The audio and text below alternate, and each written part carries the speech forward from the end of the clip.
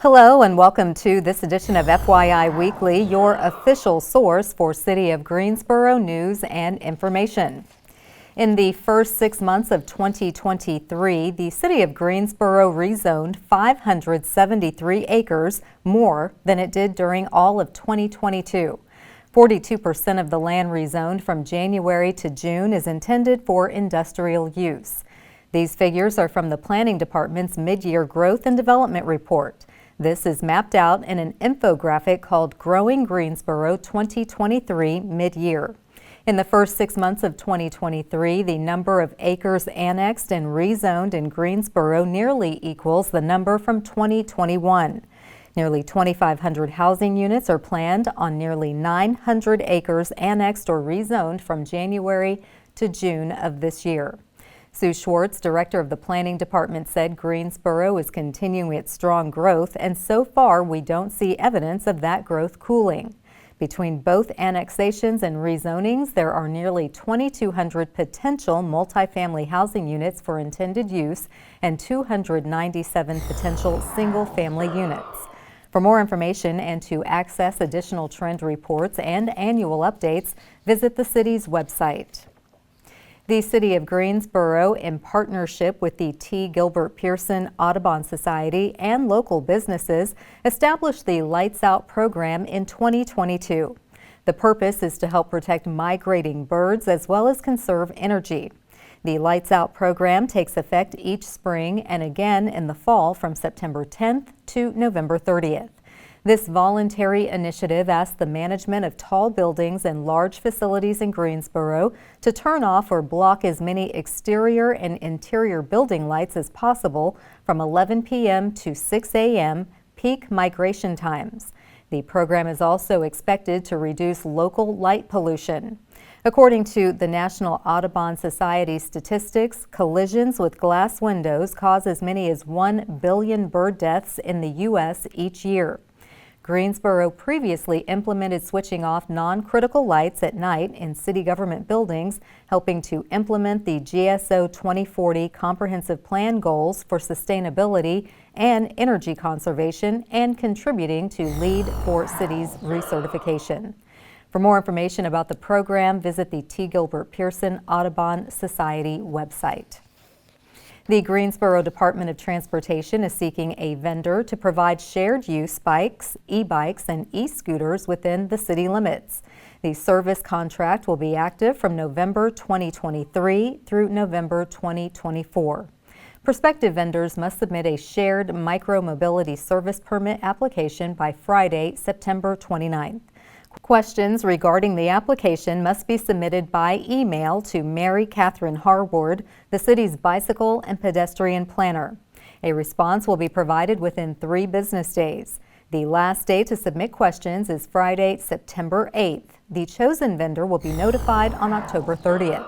For more information and to review the application requirements, visit the Greensboro Department of Transportation website.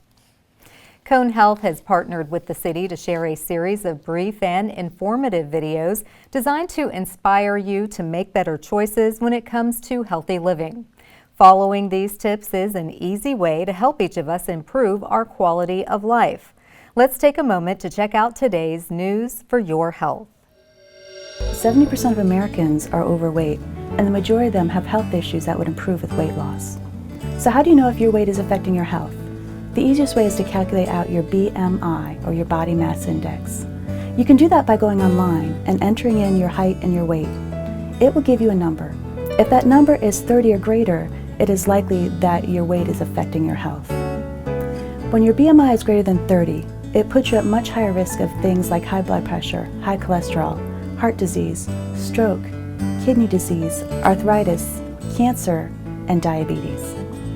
In fact, if your BMI is 30 or greater, you have a greater than 300% chance of becoming diabetic. If your BMI is 40, that increased risk goes up to 500%. So if you want to lose weight, The most important thing to start with is to calculate out your resting metabolic rate.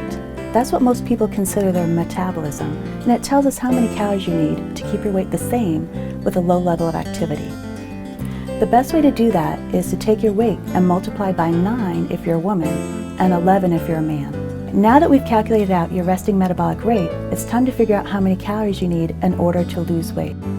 If you cut 500 calories per day from your resting metabolic rate, you lose approximately 1 pound of fat per week.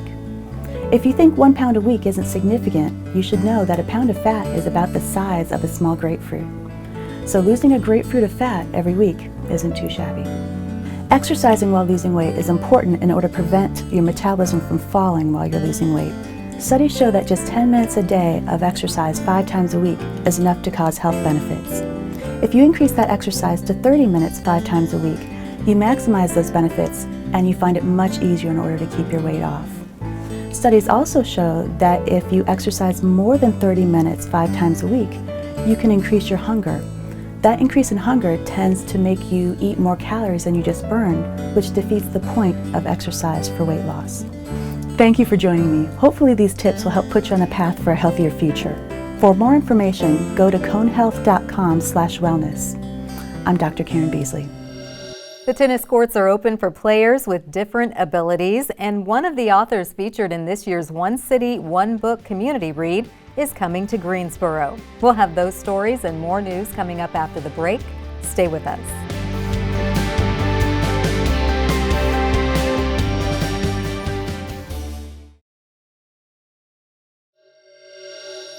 Welcome back to FYI Weekly.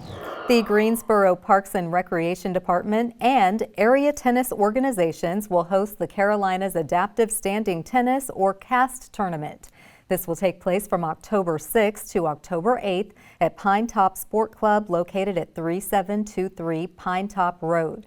The cost is $50 and the deadline to register is Friday, September 15th. Residents are invited to watch tournament play from 9 a.m. to 3 p.m. on Saturday, October 7th. Admission is free. Kids ages 5 to 17 are also invited to participate in an adaptive standing tennis clinic from 5:30 p.m. to 6:30 p.m. on Friday, October 6th. Registration for the free clinic is available online. Adaptive standing tennis is played by athletes with a physical disability such as amputations, cerebral palsy, and partial paralysis. Players will be grouped based on their abilities and tennis skills to create a fair playing environment. Prior experience is not necessary to participate in the tournament. For more information, contact Susan Brodurer with the Guilford Regional Tennis Association at susan@gretaNC.com. Creative Greensboro welcomes the Strange Fruit Foundation's New Finds program for an artist residency at the Stephen D. Hires Theater through September 17th. During the 5-week residency, the foundation will work with local musicians to develop their craft and record a live album at Hires with the hip-hop band The New Being Collective. Strange Fruit Foundations is a nonprofit committed to creating opportunities of value to musicians, artists, and entertainment professionals who are Black, Indigenous people of color. It also provides internships and educational opportunities to arts and the community. New Finds is a Strange Fruit Foundation series. This residency is the 4th of the series and consists of competitions with the winners being chosen to record an album. Cyril Howell, founder of Strange Fruit Foundation, said, "We've had a great group of grassroots artists come out to our auditions. We look forward to the public coming out to be a part of our studio audience for the live recorded album we will be producing." Tickets to the live performances are available online. The theater is located in the Greensboro Cultural Center at 200 North Davie Street. For more information, contact Creative Greensboro's Performing Arts Coordinator, Todd Fisher, at 336-373-2974.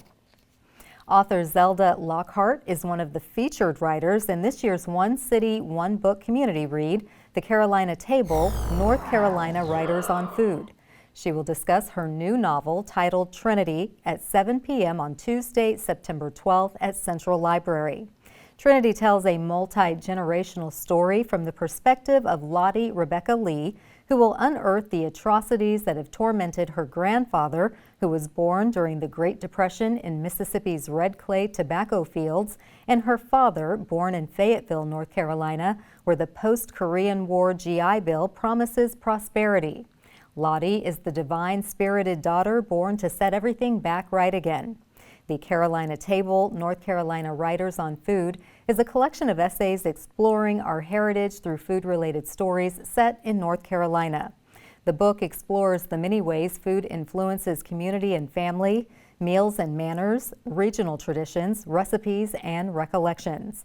Every other year, the Greensboro Public Library, along with the Greensboro Public Library Foundation and a host of community partners, celebrates Greensboro's rich literary heritage with the One City, One Book Community Read.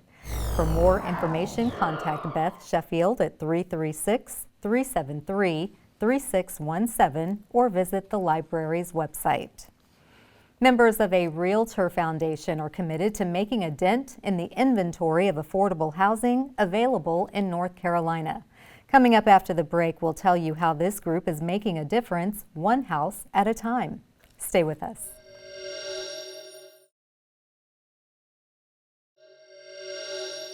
Welcome back to FYI Weekly. The North Carolina Realtors Housing Foundation is teeing up for a worthy cause. This is the time of year for its Golf and Give tournament for those who can and cannot golf. Joining me now to tell us about this popular fundraiser is Kentia Smith. She is the director of the Housing Foundation with the North Carolina Realtors. Hello, Kentia. Hello. Welcome back. Thank you. Good to see you as always. Thank you. You know, I love this city. Yes, yes. So with the North Carolina Housing Foundation, for folks who aren't familiar, tell us a little bit about the agency and what you do for the community. Yeah, so NC Realtors Housing Foundation is the nonprofit entity for NC Realtors. It was established in 2004, and since that time, one of its major things has been disaster relief. They have secured and gave out millions across the state for various storms, even the one recently from 2018. Mm-hmm. They also do down payment assistance that goes through realtors who get a workforce certification. And our newest innovative thing that we're working on is our 100 homes in 100 counties. And what that is we want to do some type of affordable housing project in all 100 counties. And our board has already invested, $250,000 into these projects for close to 6 counties, I think now. So that's kind of an overview of what we do. But our main goal is to be a resource of education and information when it comes to affordable housing and home buying in North Carolina. Okay, so you can kind of give us a preview of the next question in terms of the purpose for the golf tournament. So tell us about the event, what do you need, and who is it going to support? Yes. So the event is going to be September 17th and 18th in Pinehurst. We're going to do our tee-off reception September 17th starting at 5:30, and it's going to be at the Pinehurst Golf and Spa Resort, which everyone who knows anything about golf know they're going to be hosting the 2024 PGA Tour there next year. Yes. And then September 18th, we are going to be hosting the golf tournament, and that will be at Longleaf Golf Pine Family Resort, which is also known for doing the Kids PGA Classic. And so what we need now is 2 things. We need sponsors. If you have a business, an agency, anything that you want to be represented at, we're looking for people to do sponsorships. Our sponsorships start at $300 and go up to $10,000. And then we want players in teams. Mm-hmm. If you want to play golf, that's fine. It's $150 for one person. But if you have a team of 4, it's $600. And I'm glad you said it in the beginning that if you don't know anything about golf or don't golf like me, you can definitely still support us by coming to our reception. We are just asking for a $25 contribution. It is going to be free food, free drinks. We have Uncle Nearest who is donating and doing taste testings. We're going to have cigars, a very elegant but laid back reception kind of environment. So our biggest thing that we're using your funds for, just so you know, is our 100 homes in 100 counties. Yes, yes, and I wanted to talk about that. That's a very lofty goal in terms of trying to increase the stock of affordable housing. So you're saying that the foundation wants to put 100 homes out there in 100 counties. So our biggest thing when we started this initiative was knowing that people who work every day, like me, social workers, cannot afford to buy a home in their area. And this affects them in so many ways because, as you know, a lot of people use their main income to do home rental and things for that. So the foundation got involved by wanting to do affordable housing projects, be it critical home repairs, where you own your home but you can't help with the upkeep. A lot of people own their homes, but they can't afford a new roof. They can't afford new windows. We also want to do neighborhood and city revitalization where we get streets, we adopt that street, and we look at what we can do to come in and help revitalize that. And then the last part is our full house build. And yes, that component is where we want to come in and do a full house build, partnering with another agency, using the funds that we get from our partners and grants to fund that project. And so far, we have funded 11 projects, and I just got word that we're starting our 12th one in Rutherford County. Yes. There has been some great support from our local associations, but we have 2 full house builds with Alexander Habitat for Humanity. The families are awesome. We did 9 home repairs for seniors and 4 for veterans with disabilities. And so the affordable housing projects that we do make a difference in our community so many ways. Like if you want to purchase your home or if you need to revitalize your home, somehow, some way, our foundation wants to come in and be able to get funding to help support those initiatives. Fantastic, which is why we need people to come out to Yes. the Golf and Give tournament. Yes. September 17th and 18th. Yes. And we have put the information up on the screen. We've got the QR code available for folks to zap. And then they can also just attend the reception and be supportive. Yes, yes. So we wish you much luck on the tournament. It sounds like it's going to be a great event with lots of fun. And we want you to come back and keep us posted on the progress of your 100 Homes, 100 Counties. Thank you. And I always appreciate the city having me, but especially you, Carla. You are so wonderful. But thank you. Yes, please reach out. And I'm so glad that you let me come in and let people know about this great event. Absolutely. Thank you so much. Stay tuned for some interesting and useful information about Greensboro as we tell you something about the city. That's coming up after the break. Stay with us.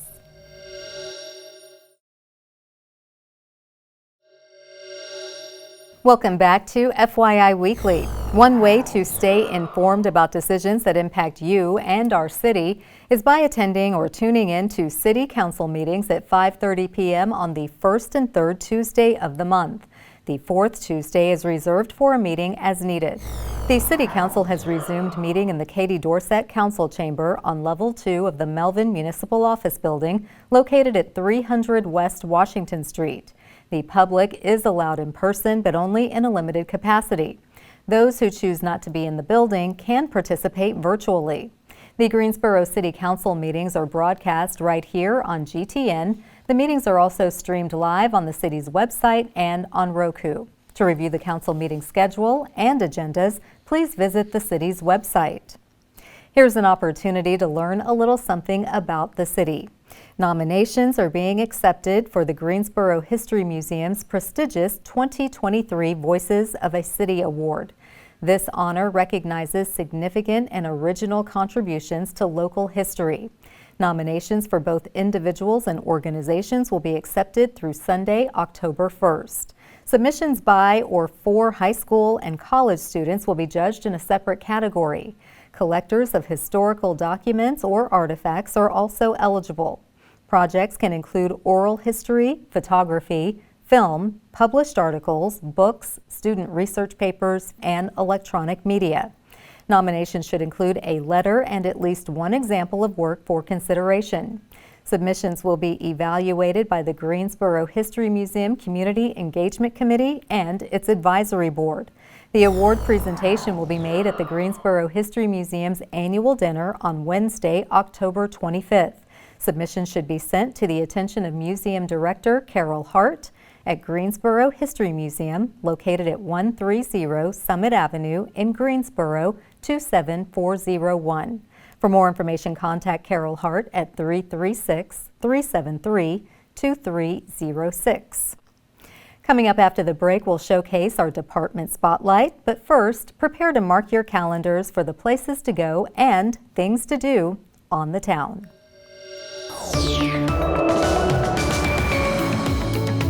I'm Dave, and here are some of the special events happening this weekend on the town. The North Carolina Folk Festival returns to downtown Greensboro from September 8th through the 10th, with more than 300 artists on multiple stages. Experience a variety of cultures through music, dance, crafts, food, and family fun. See the performer lineup and schedule for this free event online at ncfolkfestival.com. The 124th Central Carolina Fair returns to the Greensboro Coliseum parking lot from September 8th through the 17th. Experience thrilling rides, exciting games, and your favorite fair foods. Tickets are available on site. Find promotions like Dollar Days and other discounts on the fair's website at centralcarolinafair.com. The local comedy club The Idiot Box and the Greensboro Rotary Club present the North Carolina Comedy Fest September 8th at the Crown at the Carolina Theater.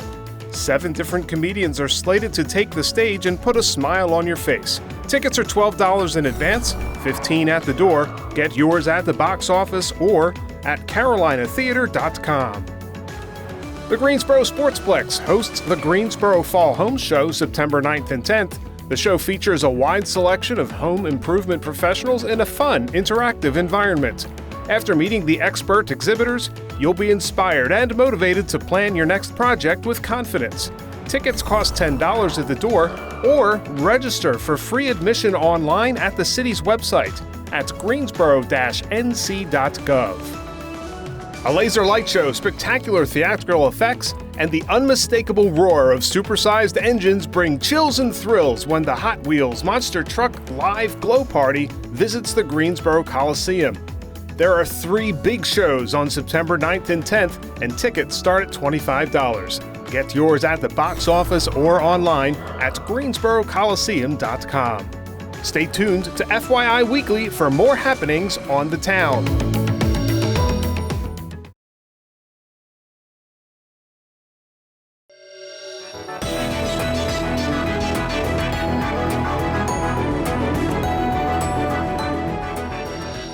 Welcome back. The City of Greensboro has more than 20 departments and several divisions committed to serving you, our residents and visitors. Let's go behind the scenes in our department spotlight. The 2022-23 annual report for the Housing and Neighborhood Development Department is available on the city's website. The annual report summarizes programs initiated to address Greensboro's need for affordable and supportive housing. Featured stories include expanded homebuyer assistance programs to now reach more people, including public service workers. Efforts to help keep homes safe and in good repair by launching a free tool lending program for homeowners, renters, and community groups located within city limits. And innovative resources for people experiencing homelessness, such as new emergency housing options. To access the annual report, visit the Housing and Neighborhood Development Department section of the city's website. Straight ahead on the other side of the break is this week's Way to Go GSO Shout Out. Stay with us.